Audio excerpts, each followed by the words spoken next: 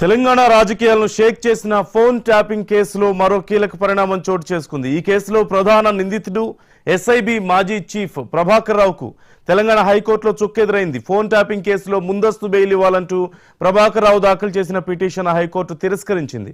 కాగా గత బీఆర్ఎస్ ప్రభుత్వ హయాంలో పలువురి ఫోన్లు ట్యాపింగ్ చేశారన్న ఆరోపణలపై కేసు నమోదైన విషయం మనందరికీ తెలిసిందే. ఈ కేసులో ఎస్ఐబి మాజీ చీఫ్ ప్రభాకర్ ప్రధాన నిందితుడు. ఫోన్ ట్యాపింగ్ కేసు నమోదు కాగానే ఆయన అమెరికాకు పారిపోయాడు. ప్రస్తుతం ఆయన అమెరికాలోనే ఉన్నారు. తనకు ముందస్తు బెయిల్ ఇవ్వాలని, బెయిల్ ఇస్తే కేసు విచారణకు సహకరిస్తానంటూ తెలంగాణ హైకోర్టులో ముందస్తు బెయిల్ పిటిషన్ దాఖలు చేశారు.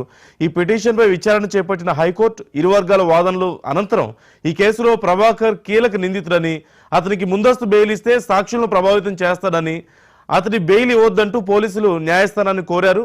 పరారీలో ఉన్న వ్యక్తిని అరెస్ట్ చేయొద్దంటూ ఆదేశాలు ఇవ్వలేమంటూ కోర్టు కూడా స్పష్టం చేసింది. ప్రభాకర్ రావు కోసం ప్రత్యేక టీం ఏర్పాటు చేయగా అతను విచారణకు హాజరైతే ఎవరి తప్పులు బయటపడతాయి అనే చర్చ ఇప్పుడు ప్రధానంగా జరుగుతోంది.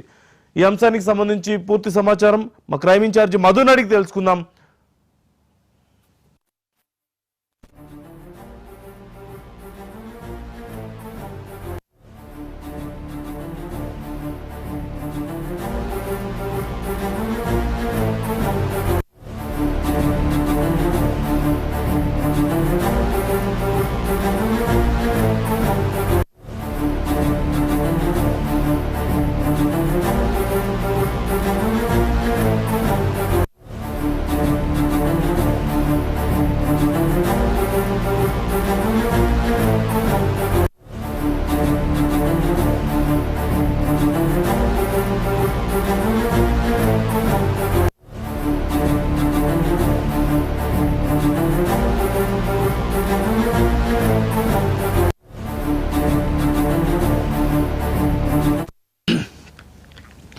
ఈ అంశానికి సంబంధించి పూర్తి సమాచారం మా క్రైమ్ ఇన్ఛార్జ్ మధుని అడిగి తెలుసుకుందాం.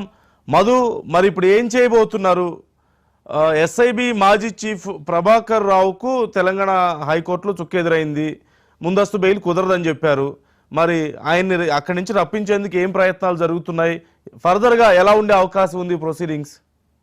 అంటే ఫోన్ ట్యాపింగ్ సంబంధించి ఏదైనా ఒక్క స్టెప్ ముందుకు పడాలి అంటే ప్రభాకర్ రావు వచ్చి ఏం జరిగింది అనేది చెప్పాలి. కానీ ప్రభాకర్ రావు కేసు ఎప్పుడైతే నమోదైందో, కేసు నమోదైన తర్వాత నేను విచారణకు వస్తాను, కానీ మీరు అడగాల్సినటువంటి ప్రశ్నలు ఏవైతే ఉన్నాయో వాటన్నిటినీ నన్ను ఆన్లైన్లో అడగండి అని చెప్తున్నాడు. ఆన్లైన్లో అంటే కుదరదు, ఖచ్చితంగా మీరు డైరెక్ట్ గా అటెండ్ అవ్వాలి అని చెప్పుకోవడంతో నాకు అనారోగ్య సమస్యలు ఉన్నాయి కాబట్టి నేను వైద్య పరీక్షల కోసం విదేశాలకు వచ్చాను, ఇక్కడే ఉంటున్నాను అనేటటువంటి రీజన్ చూపించేసి బెయిల్ పిటిషన్లు అయితే ఆయన దాఖలు చేశారు. కానీ ఇక్కడ ఉన్నటువంటి హైదరాబాద్ పోలీసులు మాత్రం చాలా సీరియస్ గానే మీరు ఖచ్చితంగా రావాలి అని ఇంత క్లారిటీగా కొంత వార్నింగ్ లాగా చెప్పినప్పటికీ కానీ ప్రభాకర్ రావు మాత్రం ఎట్టి పరిస్థితుల్లో భారతదేశానికి రావడానికి అయితే ససైమీరా అంటున్నారు. ఆ ససైమీరా అనడం వెనక ఉన్నటువంటి అసలైన కారణం ఏంటంటే, ఒకటి ఖచ్చితంగా ఫోన్ ట్యాపింగ్ వ్యవహారంలో ఎవరున్నారు,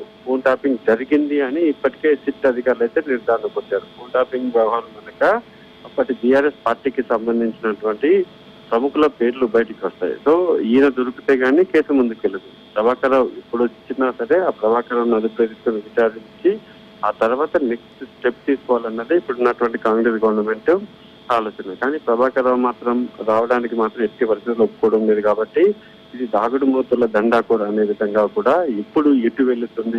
కొన్ని రోజుల పాటు ఫోన్ ట్యాపింగ్ వ్యవహారం తెర మీదకి వస్తుంది, ఆ తర్వాత మళ్ళీ ఆయన అజ్ఞాతంలోకి వెళ్ళిపోతారు. సో ఇలా తరచూ జరుగుతూనే ఉంది. కాబట్టి ఆల్మోస్ట్ కేసు నమోదై 1 year అవుతున్నా కానీ ప్రభాకర్ రావు మాత్రం ఆయన ఎక్కడ ఉన్నది తెలిసినప్పటికీ కానీ అక్కడి నుంచి విదేశాల నుంచి అంటే అమెరికా నుంచి భారతదేశానికి రప్పించడానికి కావాల్సినటువంటి ప్రయత్నాలు నిజంగానే అంత స్ట్రాంగ్ గా జరుగుతున్నాయా అనేటటువంటి అనుమానాలు కూడా లేకపోలేదు.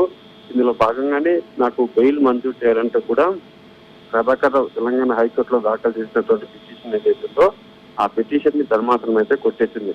మేము దీనికి సంబంధించి వ్యక్తిగతం మీరు ఏదైతే పిటిషన్ దాఖలు చేశారో బెయిల్ ఇవ్వడానికి మాత్రం అంగీకరించము అని కోర్టు చెప్తున్న నేపథ్యంలో కాస్త ఆయనకు ప్రభాకర్ రావుకు మాత్రం ఇబ్బందికరమైనటువంటి పరిస్థితి. ఎందుకంటే ఆయనకు ఉన్నటువంటి అంటే ప్రస్తుతం ఉన్నటువంటి ఏకైక ఛాన్స్ ఒకటే, బెయిల్ అనేది ఏదైతుందో ఆ బెయిల్ వస్తే ఆయన విదేశాల నుంచి ఇండియాకు కూడా వస్తారు. కానీ ఆ బెయిల్ రాకపోవడంతోనే ఇక ఈ కేసులు ఎలా ముందుకెళ్ళాలి. ఒకవేళ సుప్రీంకోర్టు వరకు వెళ్ళి సుప్రీంకోర్టులో కూడా బెయిల్ పిటిషన్ దాఖలు చేసే అవకాశం లేకపోలేదు. Right, thank you Madhu.